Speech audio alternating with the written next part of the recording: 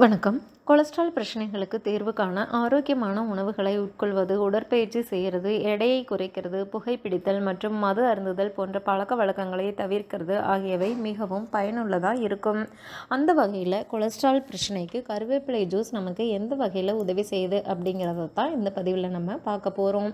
கருவேப்பிலை செரிமான பிரச்சனைகளை போக்கக்கூடியது. செரிமான பிரச்சனைகள் இருந்தால்தான் உணவுகள் செரிமானமாகாமல் அதில் இருக்கிற கொழுப்புகள் அப்படியே வயிற்றில் படிந்து தொப்பையை உருவாக்கி உடல் எடையை அதிகரிக்கும். செரிமான பிரச்சனைகள் வந்துச்சுன்னா காலையில் கருவேப்பிலையை வெறும் வயிற்றில் கொஞ்சமாக எடுத்துகிட்டு வாங்க. இதனால் உடம்புல மெட்டபாலிசம் அதிகரித்து உடல் எடை வேகமாக குறையும்.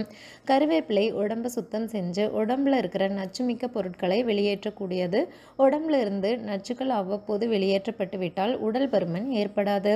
அதனால் சிறிது கருவேப்பிலையை தினமும் உட்கொண்டு வந்தால் உடல் எடை அதிகரிக்கிறத தடுக்க முடியும். பச்சை கருவேப்பிலையில் கெட்ட கொழுப்புகளை எரிக்கும் பொருள் அதிகமாக இருக்குது. அதனால் கொலஸ்ட்ரால் பிரச்சனை இருந்துச்சுன்னா கருவேப்பிலையை காலையில் எழுந்ததும் கொஞ்சமாக சாப்பிட்டு வர்றது நல்ல பலனை கொடுக்கும். அப்படி இல்லை அப்படின்னு சொன்னாலும் காலையில் எழுந்ததும் வெறும் வயிற்றில் கருவேப்பிலை ஜூஸ் வாரத்துக்கு 2 முறை எடுத்துக்கிறது நமக்கு நல்ல ரிசல்ட்டை கொடுக்கும். கருவேப்பிலை சாப்பிட்டோன்னா உடல் எடை வேகமாக குறையிறதோடு அது உடம்புல இருக்கிற ட்ரைக்ளிசரைடு மற்றும் கொலஸ்ட்ரால் அளவை குறைத்து உடல் எடையை குறைக்க உதவுகிறது. தினமும் காலையில் எழுந்ததும் வெறும் வயிற்றில் 10 கருவேப்பிலையை வாயில் போட்டு மென்று விழுங்கலாம். அல்லது ஒரு கையளவு கருவேப்பிலையை எடுத்து நன்கு மென்மையாக அரைத்து 1 டம்ளர் நீரில் கலந்து தேன் சேர்த்து குடிச்சிட்டு வரலாம். இதனால் உடல் எடை குறையிறத நம்ம கண்கூடாக காண முடியும்.